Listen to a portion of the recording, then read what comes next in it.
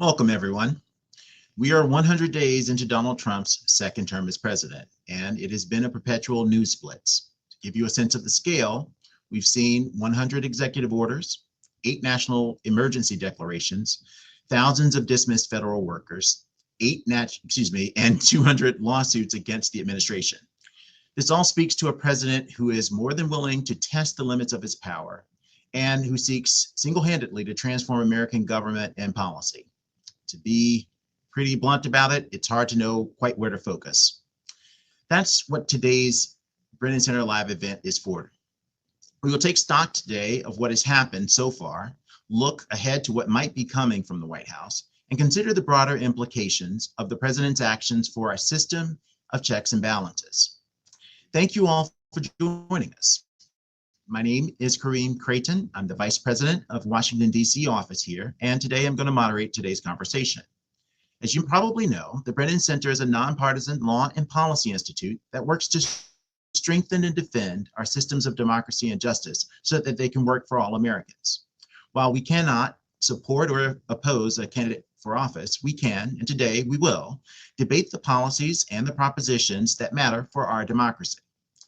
Civility is a very important value for us. Those who speak or post rude and inappropriate language in our message streams are going to be removed from the conversation, so please don't do it. Please also know that live closed captioning will be available for this conversation. You can also follow along with our conversation on social media using the hashtag BrennanCenterLive. Now on to the show for the day. We are lucky to be joined by a panel of some of the country's leading experts on executive power and on the evolution of the presidency throughout American history. Please welcome today, first, Andrew Rudalevich, who is the Thomas Brackett Reed Professor of Government at Bowdoin College. Max Boot, the Jean J. Kirkpatrick Senior Fellow for National Security Studies at the Council on Foreign Relations. Our own Liza Gotin, who is our Senior Director here at the Brennan Center for our Liberty and National Security Program. And finally, you've heard of him before, Michael Waldman, who is our President and CEO here at the Brennan Center. Good afternoon to all of you and welcome to the conversation. Thank you for joining us. So we're going to turn to some questions. You see we have a full panel, but please know as you're listening, there's going to be an opportunity for each of you in the audience to pose questions at the end. So I'm going to start first with Andrew. Back in 2005, you wrote a book about the rise of what you call the new imperial presidency after the Reagan era, a concept that clearly feels a lot more relevant today.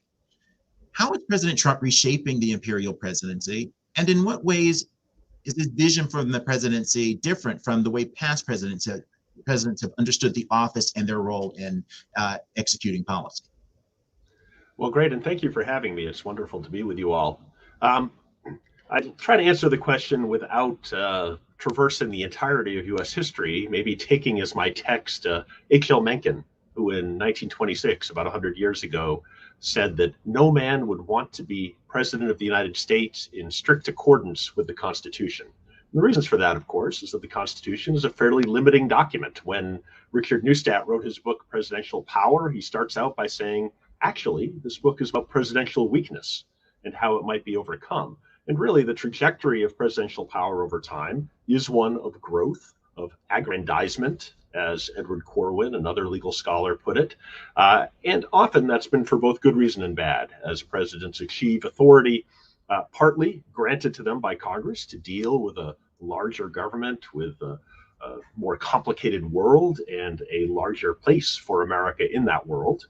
Sometimes for not so good reason, as presidents sort of try to achieve more autonomy over governance. And so by the time we get to the 1960s, early 1970s, of course, the combination of the Vietnam War and Watergate leads Arthur Schlesinger, previously a pretty big fan of a strong presidency, to write his famous book, The Imperial Presidency, looking at the growth in national security, war powers, budget, executive unilateral authority, ethics, privacy, executive corruption. And what you see in the 1970s is a pushback by Congress in all of those areas, a huge spate of legislative enactments. When I wrote my book in 2005, I was looking at that resurgence of Congress having faded under the, again, both powers taken by presidents and given by Congress. And of course, I'm writing that only a few years after 9/11, when George W. Bush is the headline case. One thing that's different today, I think, is that while in past eras, presidents have reacted and gained new powers in reaction to what we could see as objective crises, the Civil War, the Depression, World War II, 9/11, this time around, we have much less of that. It's hard to see what the objective crisis is that would really accelerate this growth in presidential power. President Trump certainly sees himself as a one-man gridlock wrecking ball, I think, and that the way to move America forward is to centralize authority in a single figure. It's a very personalistic vision, perhaps different than older presidents had been. And what we also see that's new, I think, and there'll be plenty more to talk about, is his attack on possibly constraining institutions, a sort of lack of recognition that other political actors could be legitimate players in governance. And so we see attacks not only, of course, on Congress's spending power or ability to rein in national emergencies, but attacks even on the executive branch and on its legitimacy, and of course attacks when we think about higher education, we think about law firms, we even think about individuals. So the what I might call the vengeance agenda of President Trump's flurry of executive actions, that's new, different, and I would argue problematic. Thank you. We're graced, of course, by having two experts on Ronald Reagan and his presidency. Max, you also have the distinction of having written a biography on Ronald Reagan. You explore there the similarities and differences between Ronald Reagan and Donald Trump. Presidents that probably, imagine you will tell us, used executive power in different ways, particularly with regard to immigration. Could you talk a little bit about how you view their different approaches to that policy? Happy to do that. Happy to be here. I should warn that I am in the back of a taxi because my train was delayed. So this could be a little bit challenging in a couple of minutes. But I think, suffice it to say that Ronald Reagan shared some of Donald Trump's skepticism about government. In fact, if you recall the most famous words in Reagan's 1981 inaugural address, he said, "In the present crisis, government is not the solution, government is the problem." And so, you can trace some of the populism and skepticism about government that we have had, we've seen exhibited to an extreme degree lately back to the Reagan presidency, and even before that, obviously. There's a long American tradition of that, and certainly in the Republican Party. I mean, I think the big difference is that Ronald Reagan was somebody who respected the institutions of government, even though he was skeptical of them. He respected the democratic process. Remember, he wanted to downsize government as well, but he did it by setting up something called the Grace Commission, headed by J. Peter Grace, a wealthy businessman, and they made recommendations to Congress for ways to make the government function more effectively. He didn't just set Peter Grace loose on the government to destroy government programs and to stop congressionally funded programs. And Ronald Reagan, I think one of the biggest differences between Reagan and Trump is Reagan's view of immigration, because Reagan often talked about, let's make America great again. But when you asked Reagan what made America great, he would tell you it was immigrants. He thought that it was all these people, including his own ancestors, coming here from all over the world, who made America the great country that it became. And Reagan was, although he had a somewhat problematic record on racial issues and certainly catered to white backlash politics throughout his career, he was ardently pro-immigration. In fact, in 1986, he signed the Simpson-Mazzoli bill, which legalized millions of undocumented immigrants. So his primary focus was not on how to deport undocumented immigrants. It was how to make the system work better and how to attract more people here. Because remember, one of his signature initiatives, he talked about wanting to lower the barriers between the U.S., Mexico, and Canada. And he set in motion the U.S.-Canada Free Trade Agreement, which eventually became NAFTA and more recently became the USMCA. So you can certainly trace some continuities from Reagan to Trump, particularly in the way they catered to the Republican base during campaigns. But I think there's very little overlap in terms of the way they actually ran government. And I think certainly Reagan was much more respectful of democratic norms and the limits of presidential power than Trump has so far shown himself to be. So that takes us to Liza on the topic of immigration. We've obviously been thinking about this today in the context of using the president's emergency powers. You've had a lot to say about that. As a part of his flurry of executive orders while taking office, this president has declared an economic emergency, a border emergency, an energy emergency, and many others. Can you talk about what it means for the president to declare a national emergency, and what are those powers generally under the law meant to be used for? Sure. So under the National Emergencies Act, which is one of those laws that Andrew was talking about that was actually meant to rein in presidential power, that was passed in the 1970s. It hasn't really had that effect. Under that law, the president can declare a national emergency.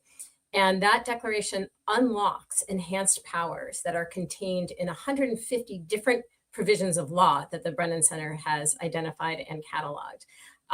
Many of those powers actually seem fairly reasonable when you look at them. Some of them, though, really do seem like the stuff of authoritarian regimes. There are powers that allow the president to take over or shut down communications facilities, powers that allow him to freeze Americans' assets without judicial process, powers that allow him to exert control over domestic transportation.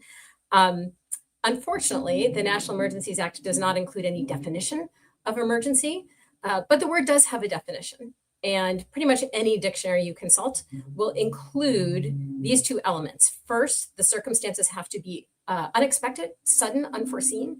And second, they have to require an immediate response. And this is not just semantic. It is core to the purpose of emergency powers in our constitutional system. These powers give the president extraordinary flexibility and discretion based on the premise that Congress could not have foreseen what was going to happen and lacks the ability to act quickly or flexibly enough after the fact.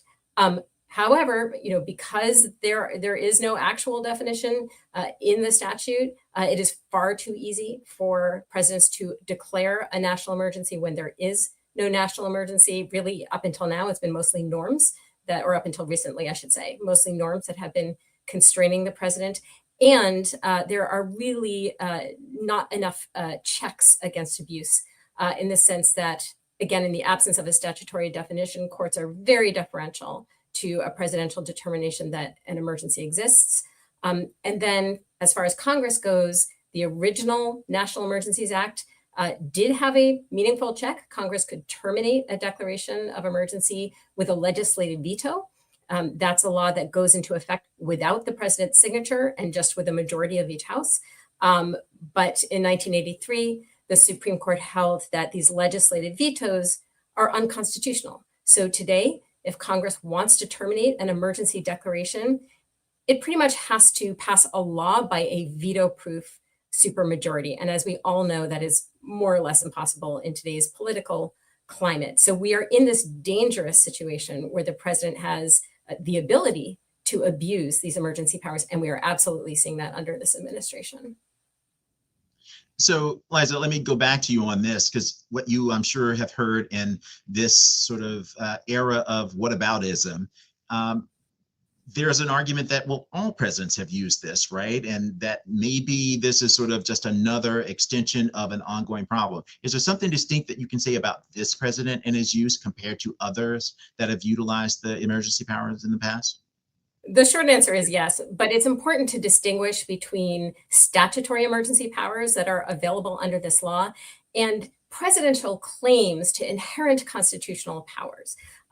We have seen throughout history these claims that have been used to take actions that we now look at, even if they weren't looked at the time, as illegal and improper. And I would include President Roosevelt's internment of Japanese Americans during World War II, as well as the CIA's torture of detainees after 9/11, the NSA's warrantless wiretapping. These were based on these claims of inherent constitutional power. But when you look at the National Emergencies Act and these very potent authorities that are available under that act, we've actually seen remarkably little abuse. And it really wasn't until the first Trump administration that we saw a president using these powers for, in that case, the express purpose of getting around Congress to implement a policy preference. And so this was Trump's use of emergency powers to secure funding for the border wall after Congress had repeatedly refused to provide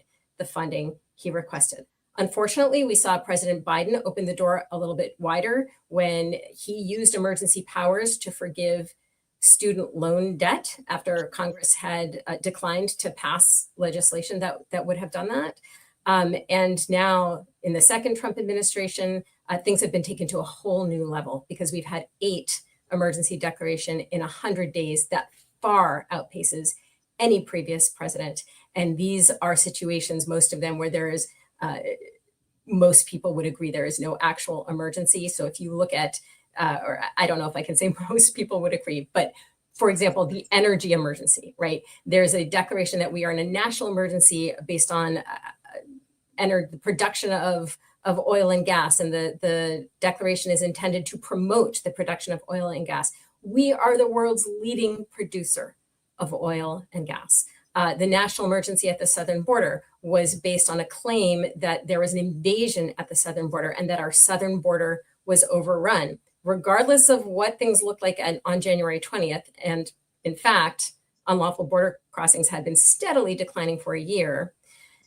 Right now, we are in a situation where those numbers are at historic lows, and Trump himself has posted on social media that the invasion is over. So he should not be relying on emergency powers, but he is continuing to do so. So we are in an entirely new realm right now in terms of presidential abuse of statutory emergency powers.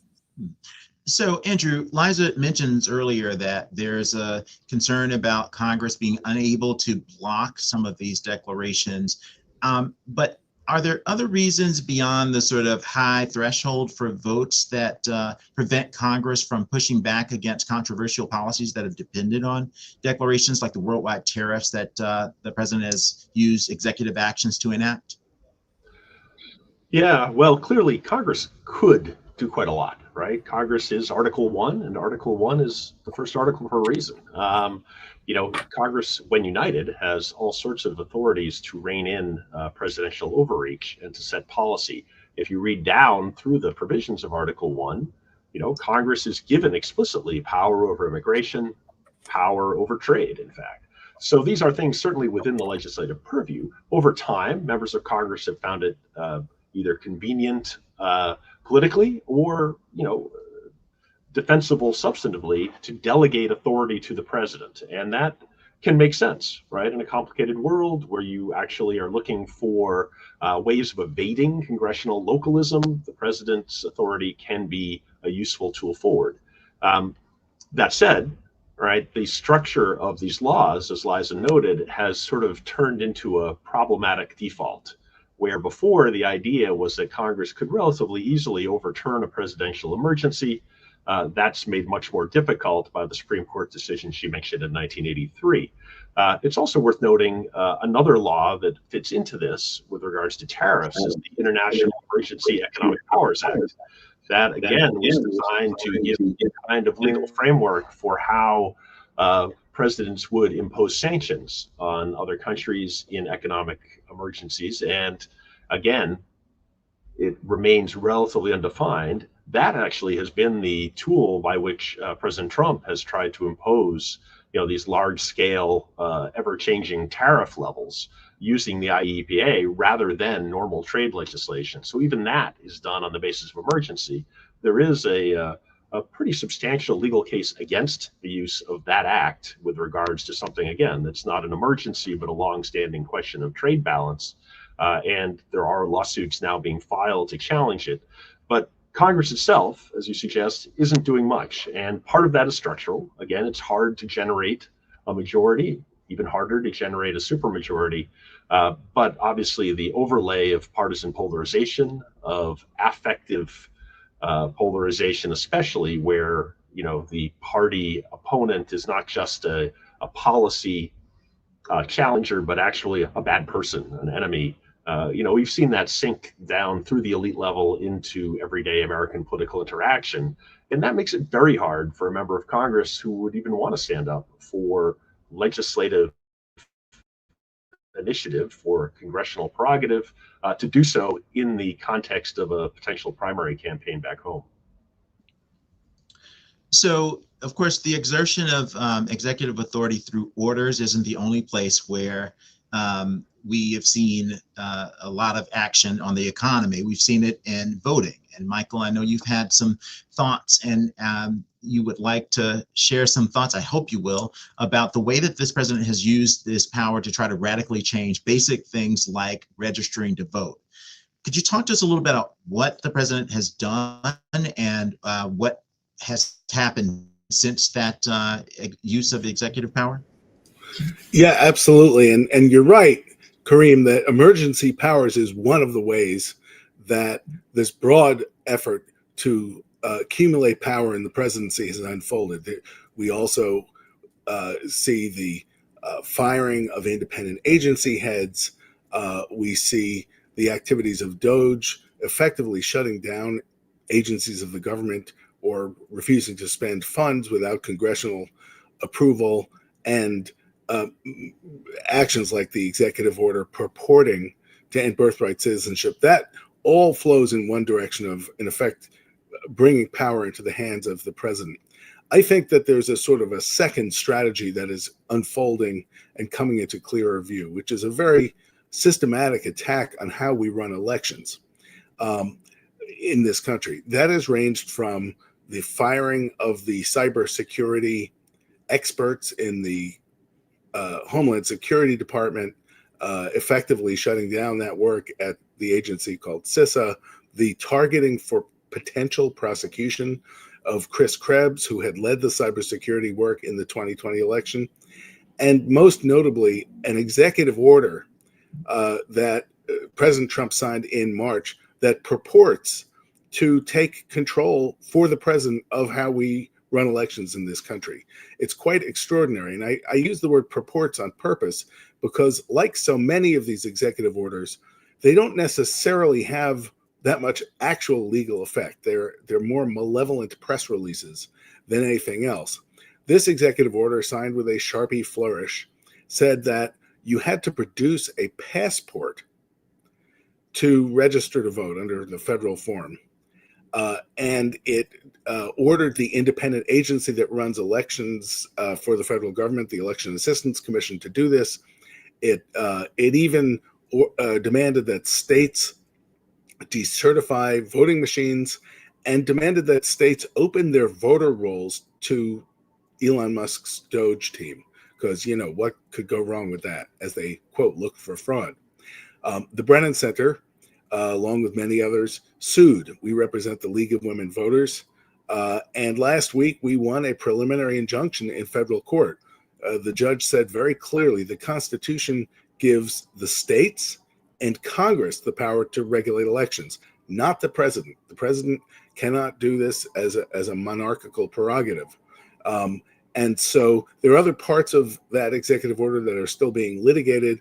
But on that core constitutional question, the courts have spoken on this as on so many of the other power grabs and said, no way. The government, the federal government the Justice Department has not yet appealed this. The case is moving forward, but it was a very encouraging victory for voting rights. It comes at the same time that Congress is considering similar legislation called the SAVE Act, which would require you to produce a passport or a birth certificate to register and vote. And again, our research shows that 21 million people at least don't have ready access to those documents. So I see this as a separate strategy almost, aimed very much at the 2026 election, from a president who's in his most recent interview with The Atlantic made clear that he continues to insist the 2020 election was stolen. So, Andrew, I have a question for you that I know Kareem would have asked had he been on, which is one of the things that is so different about this presidency as we look at the 100 days mark is how he has treated the presidency as indistinct from his private interests. And so many of the post-Watergate rules that were built around government were to address basic corruption issues. A lot of those have been smashed down. This most recently, just him having his crypto backers into the White House or saying he was going to. How much should we be worried about this? How much of this is sort of just being fastidious on our part? Big money has always had a role in government and politics. Why is this any different? Yeah, well, as you say, big money certainly has had a role in campaigns over time as the United States grew and campaigns became expensive. Technologies were added to that mix. As you noted, right in the 1970s, there's sort of a backlash against this idea of money in politics. And a surprising amount of the Watergate scandal is about campaign finance. It's about, money being funneled to the Nixon campaign in all sorts of weird ways. And older viewers may remember, the famous check that was found, in the account of the Watergate burglars that had basically been signed over from the committee to reelect the president. The 1972 election, $100 million was spent, which seems like a rounding error now, but between McGovern and Richard Nixon, $100 million just seemed like an awful lot of money. It shocked people into passing, this series of federal election campaign acts. Now, of course, what that did is, for one, to actually place legal limits on donations, to create public financing of presidential campaigns, and, to put a pretty important norm in place around the role of money and the presidency in ways, the cliche is that Jimmy Carter put his peanut farm in a blind trust, right? And people tended to be very cautious about how money might interact or be perceived to interact with their behavior as president. Tax forms were disclosed. People were quite public about what they made in a way that sometimes they found embarrassing, honestly, but was part of the expectation. That begins to turn over, of course, as campaign finance laws are pushed back against. Citizens United and related cases make it much easier to funnel money into, or at least adjacent to, campaigns. And so I think you do have a situation where Donald Trump comes into politics at a time when it's more vulnerable. The campaign finance regime is quite vulnerable, but also he sort of pushes back the norm side as well. Doesn't release his tax returns in 2016, despite multiple promises to do so. Doesn't really divest himself from his business during his first term. I think we have seen that accelerate in this second term with, as you say, the creation of a meme coin, which effectively is a way that people who want to can give him money, not give his campaign money, right? One of the protections before was this sort of arms-length relationship, at least in principle, between a president's personal wealth and whatever they were spending on campaign activities. This is money that goes right to the president, money that went to the Trump Hotel, effectively went right to the president. If you're building a Trump Tower in Russia, say, that's money again that's going to go right back to the president. So that is, I think, new. It's different, and something that, again, I think we do need to be respectful of the fact that, this is the first president who came into office without, public sector experience. It came in, from the private sector directly, and therefore probably did have slightly different guardrails. But I think the way those have fallen away in this second term especially are worrying, because there is a direct route. If you want to give the president money, well, here's the account, and you might even get a direct meeting with the president. So thank you, Andrew, and I apologize for our glitching on my end. I'm hoping not to sound digitized. But let's turn, if we can, to Max. You've written a lot about soft power and foreign policy. Taking some of the issues that we've been discussing so far, revolving around the way that Donald Trump has wielded executive power in this area, how significant is the threat that the United States and its soft power is at threat, given all of the uses of executive authority in the context we've been talking about so far? What's at risk? Well, I think you've seen a disastrous loss of American soft power just over the last 100 days. And of course, soft power is the ability to get other nations to do what we want without threat of force or coercion, but simply because they like us or appreciate us.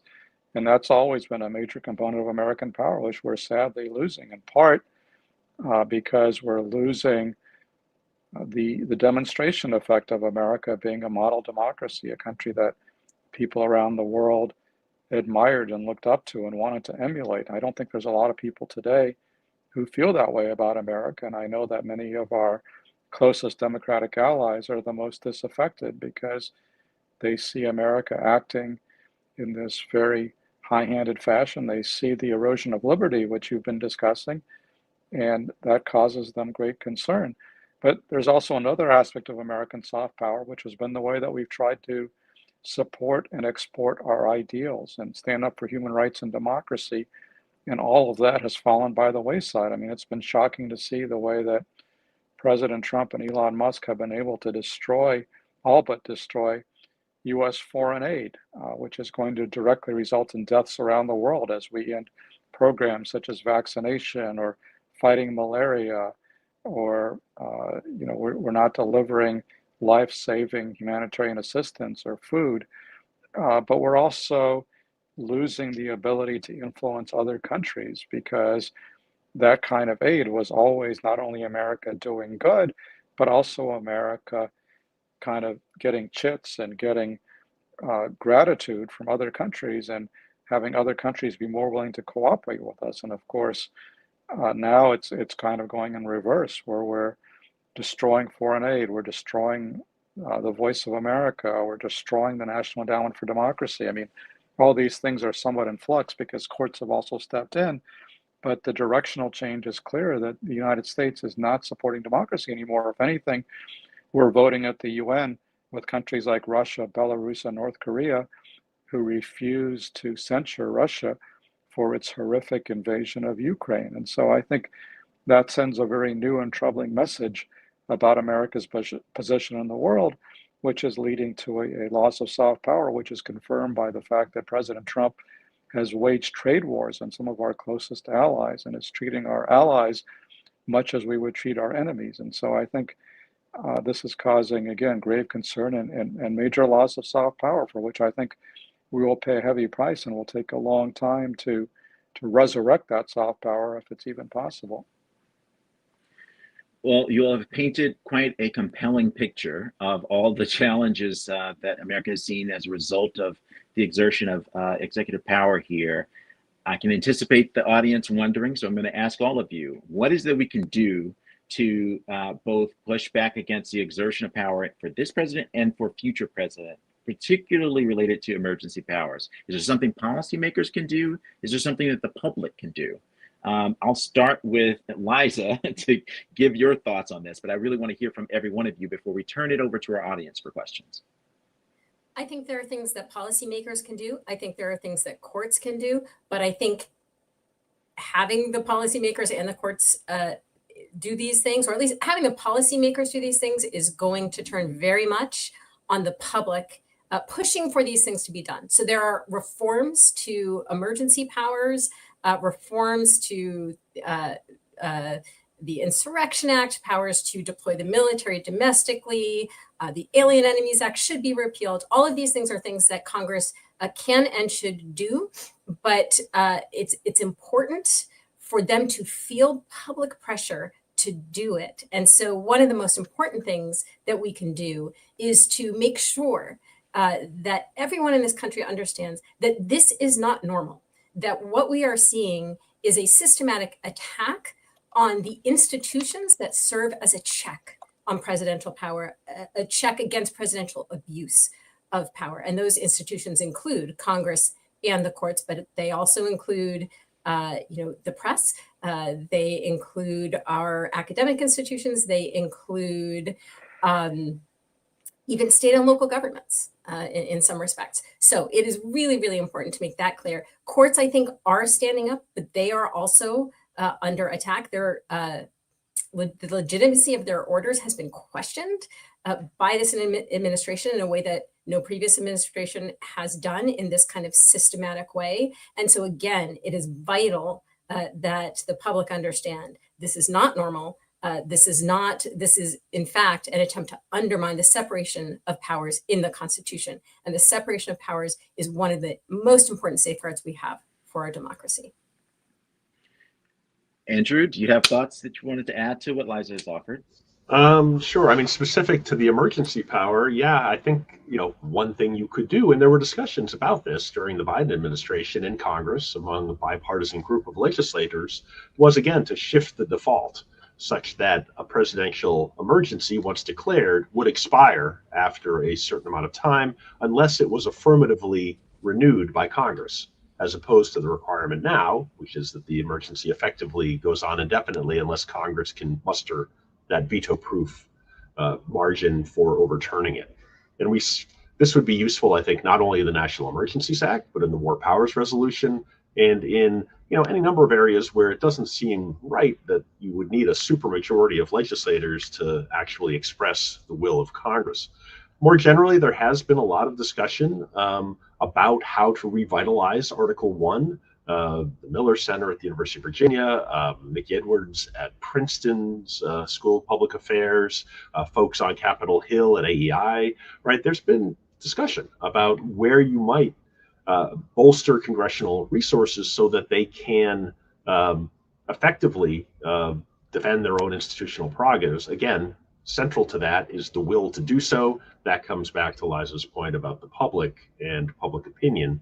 But I would encourage viewers to take a look at any of those projects for some concrete ideas about how to reform Congress so that it might better oversee presidential behavior.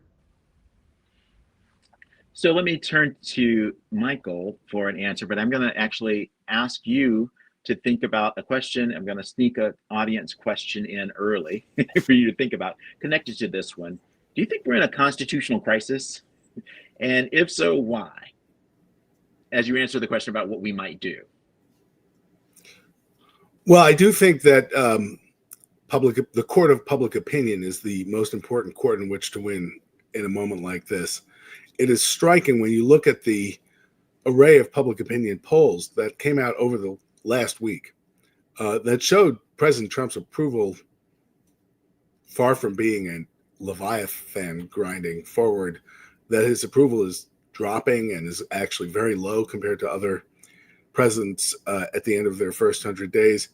And some of the reason is economic disquiet, people being alarmed by the tariffs, which itself, again, has been said before, was itself not only an upending of the international economic order, but done through an abuse of emergency powers. But it's not only the economic issues, but it's also this growing widely felt sense that he is abusing power. And you see that in survey after survey. And that's pretty interesting because, a lot of people think, oh, that's not a kitchen table issue. It's not bread and butter. But I think people care a lot ultimately about living in a constitutional republic. And so that kind of thing will embolden, I hope, members of Congress. I hope will give courage to judges and many others to stand up. Will give courage to law firms and universities and others to stand up as well. We haven't talked that much about the assault on civil society that we've seen with these executive orders targeting people, targeting businesses and others. That's all very unusual too. What can be done about it? I think Congress has a lot of tools well short of impeachment. Using budget authority, using oversight, and getting the Congress to think as a coordinate branch rather than just an extension of the political party of whoever the president is a real challenge. Is it a constitutional crisis? I think I don't actually know that that's a meaningful distinction other than a headline writer's assessment. I would say it is a constitutional emergency. But a constitutional crisis, many people define as where there's disagreement over the meaning of the Constitution and the two branches or multiple branches are at odds. To some extent, that sounds like the norm in American history. But I think that the law-breaking spree that we've seen with action after action designed to break through what the law is or what the Constitution says, maybe to test the system, but anyway, not caring terribly much about it. That is what is new, and that is it's an emergency and a crisis. So we've been talking about the Constitution and the emergency powers. Obviously, one of the big institutions that will help us resolve whether it's an emergency or crisis or whatever is the United States Supreme Court. Liza, I know you've had some thoughts about what may be finding its way to the United States Supreme Court. The question that one audience member asks, I'll read it, word for word. Does it seem likely that the Supreme Court will use the major questions doctrine to avoid restraining Trump's actions? Relatedly, at what point might the Supreme Court walk back or narrow its earlier presidential immunity ruling, which I know all of you have heard about? What are your thoughts on that? These are good questions. I will take them in reverse order. I think on the presidential immunity decision, I don't know that we'll see a walking back of what the court ruled, which was absolute immunity for decisions that are committed exclusively to the president, where there is no shared power with Congress. What we might see the court doing is interpreting what areas Congress does have authority over versus what areas are exclusively the president's. And then also we might see the court weighing in on the unresolved question, which is what level of immunity might or might not exist for these areas that are shared with Congress. And in those respects, I do think the president's behavior matters. I think that his efforts to sideline the courts and to arrogate to himself powers that the Constitution does not envision, that will weigh in the justices' minds when they consider these questions. If and when they consider those questions. On the major questions doctrine, I actually think that could go in the other direction. And I'm thinking in particular of the International Emergency Economic Powers Act. That is a law that gives the president sweeping powers in a national emergency to take various economic actions. But even though there's a long list of actions the president can take in this law, the word tariffs does not appear anywhere in the law. So under the major questions doctrine, these are actions that are absolutely going to have major political and economic significance. And if the court is going to be faithful to its own jurisprudence, whatever one might think of that jurisprudence, the court should not be reading the power to impose tariffs into a law that does not say that. So that could even go the other way. Michael, I know you've written on this topic. You probably have some thoughts to share. Yeah. The one way that I do think we can see the immunity decision have an impact is not so much in the specific area of criminal liability, because there's not much of it, I would imagine, being aimed at this moment at President Trump. But it's something Chief Justice John Roberts wrote in that opinion, which was, he said that the president is the executive branch is the only branch that is a person. And that is a very broad version of something that will come up again and again called the unitary executive theory. And it's the idea that the Constitution gives the president as a person control over the executive branch. And there's obviously nuances there, but the most extreme versions of this basically say that means Congress has no role. That means the courts making rulings are an improper intrusion in the power of the presidency, that the president can govern the executive branch, as a monarch, and that all the employees of the executive branch work for him like they were working at Mar-a-Lago.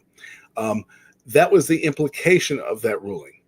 And of what Roberts wrote. And that if they don't pull back on that, they will have a very big impact on a lot of these other things that we are seeing litigated. So Max and Andrew, I know you all think about one particular president in your writing, but have some thoughts about how, perhaps as presidents often do, how sensitive this president is to public perception and opinion. We heard a little bit about the idea of the public pushing back against the president's orders now to kind of show their discontent. Based on what you know, how sensitive compared to, say, other presidents do you think this president is to, public action like protests or seeing their approval ratings go down? We're dealing with a president in his second term. based either on the comparison with Reagan or other presidents. Let's start with you, Max. What do you think is comparatively better or worse about this president and his sensitivity to public perception? I'm not sure we can hear you, Max. There you are. Clearly, can you hear me now? Yes. I mean, clearly, President Trump does have sensitivity to the polls, given that, you know, the tirade he went into after seeing that his public approval rating has fallen dramatically since he took office, accusing, you know, the pollsters of being scam artists, saying people should be locked up, et cetera, et cetera. So clearly it does matter to him. Although whether it will impact his decisions anytime soon remains, you know, open to question, because he seems to be operating, at least for example, on the area of tariffs, under this grandiose theory that we will suffer some immediate pain in return for some kind of new golden age where, you know, all Americans will be working in factories. I don't not quite understand why that would be a golden age. I thought that's what we wanted to leave behind. But anyway, that seems to be his theory. And so, you know, he seems to regard the fall in the polls, the fall in the stock market, the fall in the economy as all sort of, you know, temporary obstacles to the achievement of this utopian design that he has in mind. But while he may cling to that vision, I think he certainly keeps an eye not just on the polls, but also in particular on the markets. And I think we've already seen that in the area of tariffs, there's been a lot of zigzagging because he's afraid of the reaction of the markets, and he doesn't want to cause a financial crisis. He doesn't want to tank American automakers. He doesn't want to inflict all this economic damage, although he's already inflicted a fair amount of economic damage and it will continue to worsen. But I mean, I think he does want to be seen as a success. He doesn't want to be, and I think, you know, if his approval rating continues to plummet below the 40% threshold, I think that will have an impact, not just on President Trump, but conceivably, and here I might be utopian, but conceivably on Republicans in Congress who might look at him as an anchor around their reelection prospects and might suddenly be a little bit more willing to challenge him than they have been in the first 100 days. So, you know, I think it does matter, even though whatever he may say, he's not going to be running for reelection again. Andrew, I want to pose the same question to you, but add the other thing that most presidents are really obsessed over. Every day you'll see, right, evidence about the polling that they get about their opinion, the public's opinion about them. The other thing usually is the economy, how well the economy is doing. And that can sometimes have an interaction with the way the public pushes back and its perception of the economy. Do you think that, I'm interested in your thoughts about whether this president is as sensitive as perhaps other presidents that you've studied in the perception both of public opinion and the economy? And is there something that maybe the public can do to show its discontent? I don't know if going broke in your household is a way to show your discontent. Something might arise from that. No, I think there's a couple things here, right? Presidents have seen themselves for a long time as the tribune of the people, right? The sort of representation of the national will. After all, they are the only office or elected nationally. And so that's not a new thing, but you do see all sorts of stress by the president and by people in his administration around this notion that he is sort of the quintessence of the national will based on what, 49.8% of the popular vote last time around. And so, you know, there's the emphasis on the mandate. This was the biggest win ever. You know, this is how many counties I won. You know, I think that all does suggest a real sensitivity to the notion that public support is part of a sort of extra constitutional bolstering of presidential power. And as that trickles down, that is a weakening, right, of the basis and the ability to make that argument. So I think that's point one.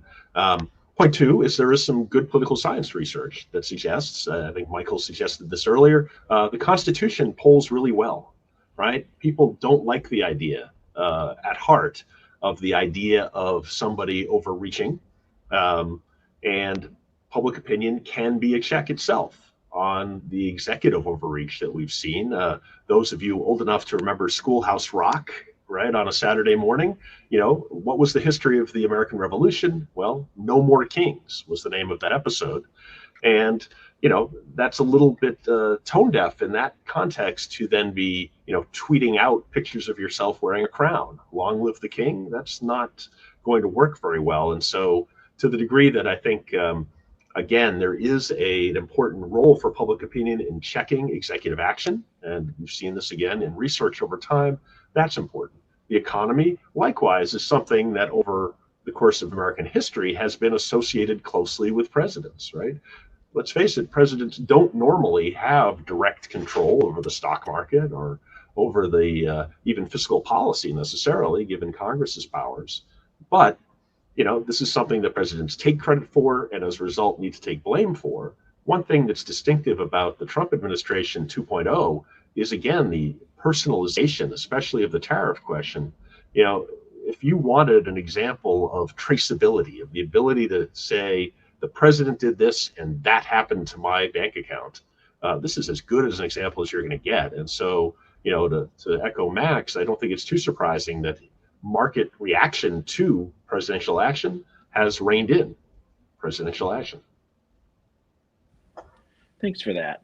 We are nearing the end of our panel, and thanks to everyone bearing through all of the changes in venue and devices. But I want to ask this panel one last question. We typically do at the Brennan Center Live format.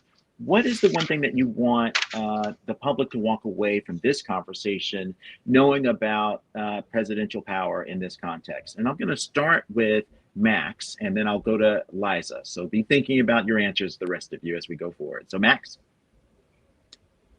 Well, I think the first 100 days of the Trump presidency is an object lesson in just how much power a president actually has, more, I think, than most people realized, and how much he can actually do if he disregards the law and norms. And I think that is a very dangerous precedent, but one we should learn from, and we should rein in presidential power in the future, including making clear, for example, that the president cannot set tariffs by executive order. This has, like decisions on how to set taxes, this has to be a decision of Congress. We have given far too much power to the president in the past, and Trump has seized even more power. And I think we need to get back to a system of checks and balances. To you, Liza. Yeah, I think I'm really going to be echoing what Max said, and also what I said earlier, that this is not normal. I do sometimes hear the issue described as President Trump is testing the boundaries of executive power. I would not put it that way, because the president is in fact disregarding clear limits that have been set by Congress and by the courts. This is not these are not unsettled areas of law where he's taking aggressive interpretations to test the boundaries. The boundaries have been set and he's ignoring them. And that is an incredibly dangerous situation. And it should inform the way that we all look at and respond to this president's actions. Andrew, what's the one thing you'd like people to walk away today with? Well, I think the one-liner would be that you can't have an imperial presidency without an invisible Congress. And Congress retreating from its duties is hugely problematic for the system of constitutional government that we have. You can have a perfectly good parliamentary system, but that's not the way our Constitution is designed. And for our members of Congress to be acting as partisan rubber stamps for the chief executive, again, is antithetical to the way that our separation of powers system is supposed to work. You could put that on a book, Andrew. But to bring us home, Michael, tell us, what's your thought about the thing people should walk away with? And then we can't hear you. I think you might be muted. Not on my end. Can you hear me now? We can. Go for it. I would say the politics of the post-Trump era, oddly enough, have begun already. The fights we have now, whether people stand up, what kind of courage people show, what kind of issues people engage on, will help shape the reform agenda going forward. Echoing what Max Boot said, we need to be thinking in new ways. We need to think anew about the presidency, about checks and balances, about the Constitution. We now know that just as Trump has torn down a lot, we need to build and rebuild our constitutional system so it is fully strong. That's going to be a many-year project, and we need to be thinking about it now. Well stated. I want to thank everybody who has joined this conversation in the audience, and of course our panelists for joining us today. Thank you, panelists, for sharing your wisdom. Thank you, audience, for sharing all of your questions. I wish we had time to get to them all. But we, of course, welcome all of you all to join the Brennan Center for our future events.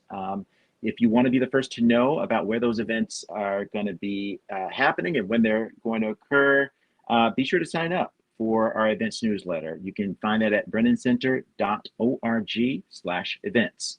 I'm Kareem Creighton, Vice President of the Brennan Center's Washington, D.C. office. Thank you so very much for joining us. Have a good day.